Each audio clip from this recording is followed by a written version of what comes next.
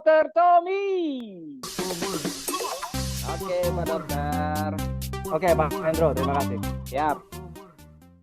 Baik, Bapak Ibu, selamat malam. Assalamualaikum warahmatullahi wabarakatuh ya. Di 10 sampai 15 menit sesi terakhir, saya ingin melengkapi apa yang sudah disampaikan oleh Dokter Subi ya. Tadi Dokter Subi menganalisa mengapa sih Norlan ini produknya bagus, perusahaannya bagus, kok lambat ya, kok kecepatannya nggak seperti perusahaan lain ya. Tadi Dokter Subi sudah sampaikan hal pertama, ya kan? Yaitu tidak adanya duplikasi. Artinya Bapak Ibu Betul. cuman tersentralisasi. Tersentralisasi itu hanya terfokus hanya satu orang saja atau dua orang yang bertanggung jawab untuk pengembangan bisnis Bapak Ibu. Tanpa dua orang ini, tanpa orang-orang ini Bapak Ibu nggak bisa ngapa-ngapain. Itu masalahnya ya. Padahal sebenarnya konsep bisnis network itu adalah menciptakan sebanyak mungkin ya orang, sebanyak mungkin leader yang memiliki kapasitas untuk melakukan bisnis ini begitu. Jangan salah Bapak Ibu ya, Norland ini adalah perusahaan supply. Kita punya produk, ini loh produknya, ya kan? Tolong bantu jualin gitu, ya kan? Bapak Ibu seorang pemasarnya, networkernya tuh Bapak Ibu. Kita punya produk, kita punya marketing plan-nya, ya kan? Kalau Bapak Ibu bisa jual, kita akan mengeluarkan payout, ya, mengeluarkan pembayaran Pembayaran bonus bonus. itu sebesar 50 sampai 60% total ya, pembayaran bonus termasuk promosi dan lain-lain. Nah, konsepnya itu, kita perusahaan supply. Jadi jangan dibalik gitu. Manajemen itu tugasnya di kantor, manajemen, leader tugasnya di lapangan. Jadi sekarang Setuju. kebalik. Manajemen tugasnya di luar, leadernya di rumah. Nah, ini kebalik-balik jadinya nggak maju-maju kita Bapak Ibu ya. Nah, jadi Setuju. manajemen biarkan saja di mengerjakan pekerjaan manajemen ya, sekali-sekali bantu sih oke ya. Lah sekarang kebalik-balik, manajemennya yang disuruh keluar presentasi ke sana kemari, sementara leadernya di rumah ngumpulin orang gitu kan. Nah, bukan begitu. Jadi sebisa mungkin Bapak Ibu harus segera mandiri. Bapak Ibu adalah seorang independent business owner, ya seorang pemilik bisnis yang independen. Tanpa saya, tanpa siapapun, tanpa Mister Jack pun, tanpa siapapun Bapak Ibu harusnya bisa ya, karena ini bisnis Bapak Ibu sendiri. Saya nggak bisa Pak belajar. Ya penyakit utama ya dari leader-leader kita nggak mau belajar, itu aja. Udah belajar tapi nggak mau melakukan, takut, ragu, ya kan? Nggak pede ya. Nah itu harus dibunuh itu ya, harus diberantas itu penyakit-penyakit pikiran-pikiran mindset seperti itu. Maju dong ke atas panggung, ambil tongkat estafet. Ini bisnis saya maju atas panggung, saya akan jelaskan, saya paham, saya mengerti. Gitu, itu keren ya kan? Nah, walaupun saya bukan dokter, tapi kalau saya ada sesuatu pertanyaan yang saya nggak bisa jawab, saya punya konsultan ya di kantor, begitu ya. Jadi kita maju duluan, kita yang paling garis depan ya, kita pimpin tim kita. Ayo jalan semua, saya yang presentasi, saya maju ke atas panggung, saya yang jelaskan ya, seperti itu. Nah, itulah yang belum terjadi. Nah, kalau ini belum terjadi Bapak Ibu, bisnis kita kan begini-begini aja, hanya tergantung Dokter Subi, tergantung ya mungkin saya, tergantung apa lain Bapak Ibu. Ya kita maju, jelaskan apa yang kita bisa ya. Orang juga nggak paham, mereka orang awam ya kan, sama Bapak Ibu lebih paham daripada mereka ya. Atau Bapak Ibu bisa tunjukkan video bersama, nonton video bersama, mendengarkan audio bersama yang bicara saya, Dokter Subi ya, Mister Jack dan lain-lain. Nah, itu juga bisa menjadi senjata Bapak Ibu untuk melakukan bisnis ini lebih mandiri ya. Nah, itu yang pertama, mengapa kita belum sebesar atau secepat perusahaan lain, karena semuanya masih tersentralisasi. Semuanya tidak terdiversifikasi ya, tidak tersebar, semuanya tidak independen melakukan bisnisnya sendiri. Itu yang pertama. Tapi ada yang kedua, yang membuat bisnis kita jalan di tempat. Yang kedua ini lebih parah ya. Yang pertama tadi adalah karena tidak independen, karena tergantung sama sesuatu, tergantung sama dokter ya, kata Dokter Subi tergantung sama dokter. Padahal Norland waktu masuk Indonesia itu nggak ada dokternya sama sekali. Tanya Pak Iya, Tajib betul. sama tanya Pak Hendro. Jadi Iya, saya belum ada pada saat itu dan betul. omsetnya gila-gilaan. Dokternya Iya. cuma satu dari China, itu pun Hmm. kadang-kadang datang, kadang-kadang Iya, enggak, Bapak Ibu. betul, Dok. Tapi Hmm. omsetnya gila-gilaan. Kenapa? Leadernya bertanggung jawab, saya maju ke depan, saya yang berpresentasi Hmm. seperti itu ya. Dulu nggak ada dokter Bapak Ibu. Ya ini nggak tahu nih polanya sekarang ketemu kenapa harus dokter semua ya. Oke, Iya. nggak apa-apa. Itu tidak salah. Tapi kalau Bapak Ibu ingin memiliki bisnis yang besar, pola ini harus kita bongkar ya. Bapak Ibu harus ambil tokat estafet kepemimpinannya, saya yang maju, saya yang memimpin, saya maju di atas panggung. Ini bisnis saya gitu ya. Nah, mindset seperti itu yang kita butuhkan. Itu yang pertama. Yang kedua ya, ini yang lebih parah mengapa kita nggak jalan-jalan, yaitu adalah kalau Bapak Ibu punya buku Norland Success Book, udah punya belum buku Norland Success Book? Nah, Di buku Norland Success Book itu nanti kalau belum punya beli ya. Di situ semua roadmap-nya ya, cara suksesnya, step by step-nya kita sudah ajarkan kepada Bapak Ibu. Di halaman pertama, saya taruhnya di halaman pertama ya. Apa? Ada yang tahu nggak di halaman pertama di Norland Success Book tentang apa? Ada yang tahu nggak? Ah, ini penyebab kedua mengapa kita nggak maju-maju. 7 cara cepat Cepat. dan efektif untuk menghancurkan bisnis Anda. Ya, Anda udah bangun, udah mulai tumbuh, udah mulai besar, Anda melakukan 7 hal ini. Selesai, bisnis Anda langsung tiarap, selesai dalam tempo waktu sesingkat-singkatnya. Hancur bisnis Anda ya. Padahal membangunnya udah capek-capek ya kan? Udah mengeluarkan waktu, tenaga, udah mengeluarkan biaya ya kan, keringat, air mata, darah mungkin ya. Ya, tapi karena Anda melakukan 7 ini, makanya bisnis Anda hanya dalam seperti membalikan telapak tangan ya, langsung hancur sehancur-hancurnya. Apa 7 hal ini? Yang pertama, downline Anda kehilangan trust, kehilangan kepercayaan sama Anda ya. Biasanya karena kehilangan kepercayaan apa? Masalah duit. Pinjam duit dong, downline, pinjam duit dong, upline, pinjam produk dong, nanti dibalikin, pinjam ini dong. Pokoknya pinjam meminjam lah yang akhirnya terjadi hutang piutang. Nah, ini selesai.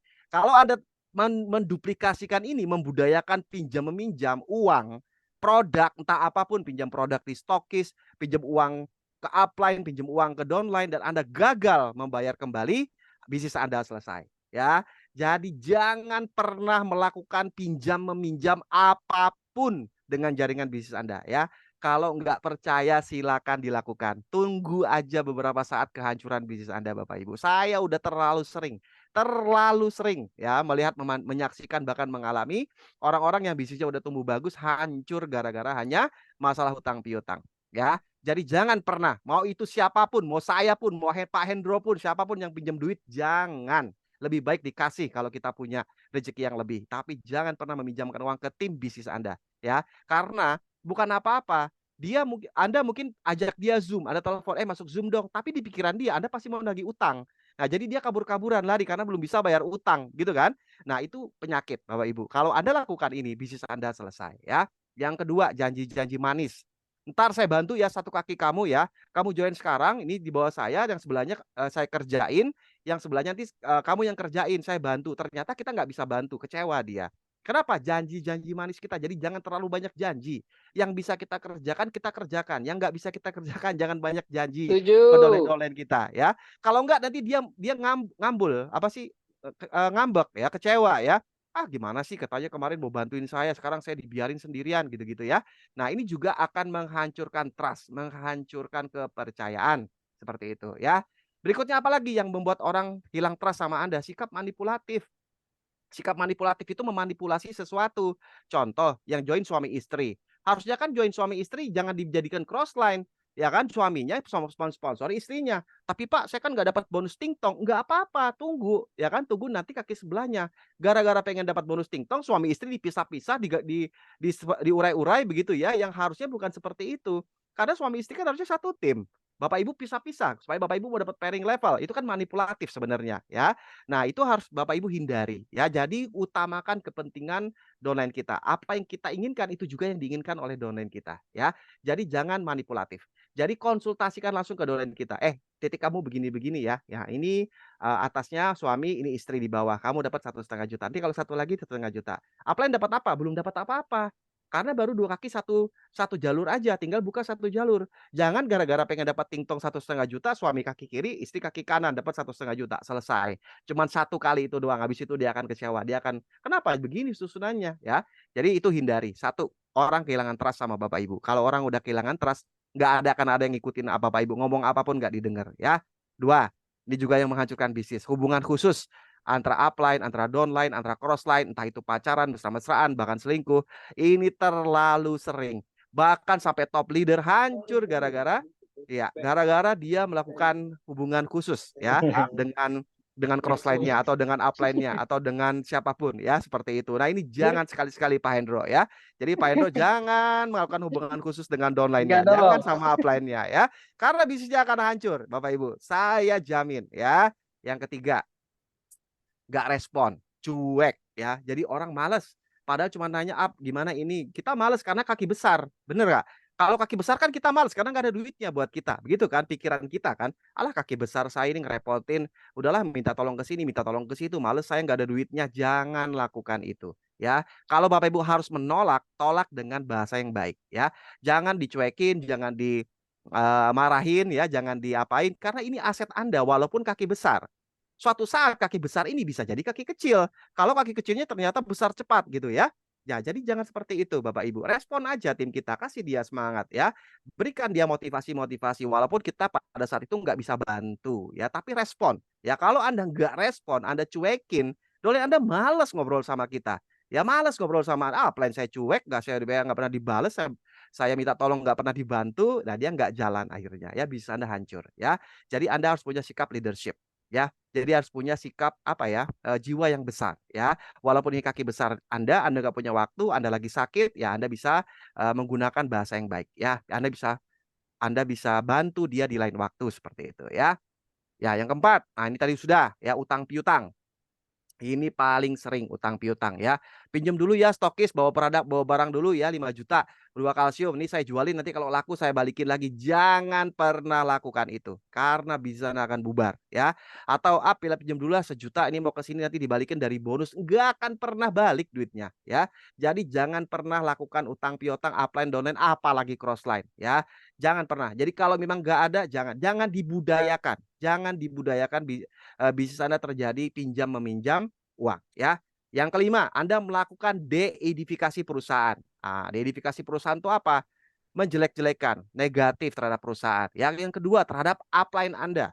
Ya, memang upline-nya nggak benar sih, tapi kita nggak bisa untuk mendeedifikasi upline di depan umum, di depan downline kita. Aduh, udah deh selesai bisnis kita.